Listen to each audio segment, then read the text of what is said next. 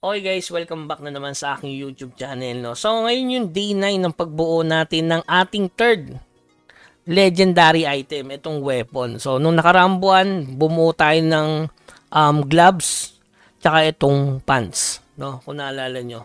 So mabilis ko lang siya nabuo kasi nga may naipon na tayo. So ngayon mabilis naman din siya mabuo kasi nga may ipon na rin.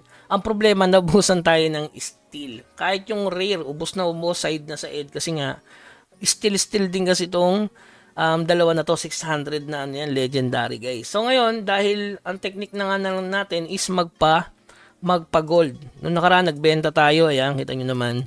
May benta rin tayo kahapon. Tapos nung isang araw ito. So sinuwerte tayo doon sa bingo. Kaya maganda rin yung bingo lalo na sa mga alt guys, i-farm nyo rin. Baka maka-tradable ka doon. Kung physical yun, mas mahal, di ba? Okay. So ngayon, nakita ko mura na yung yung mats, yung material. So bibili tayong kahit 100 lang para makita natin yung progress ng ating legendary. So ito may nakabend kasi dito. Yan 14. Goods na goods na yan guys, no? Ayun lang. Nawanahan tayo mga bossing.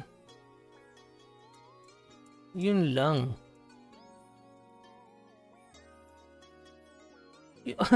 Ano yan? Ano nangyari? Bug? Ay, seryoso? Wala, walang nga. Ito mayroon kay Mirror 4 no? Nagbabag yung yung steel. Pero ba't ganun? Yun. Ba't kanina? Bug ba yun?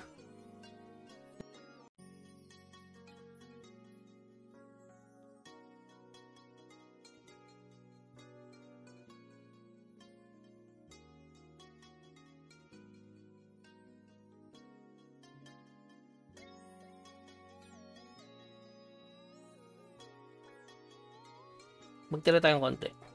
Alam niyo bakit ko inubos yung gold? Kasi kamuntikan ko mabili yan sa Summon na 1-2. Kaya mas maganda bili ko na lang dito. Baka ma-accident diba? Yan. So ano na lang guys. Konting-konti na lang to. Yun na lang. Progress. Equipment, legendary weapon, craft weapon. So yun.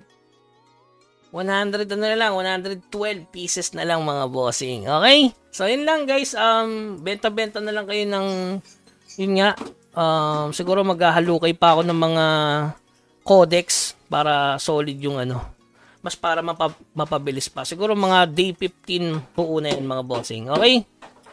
So yun lamang guys, keep grinding hanggang sa muli. Paalam.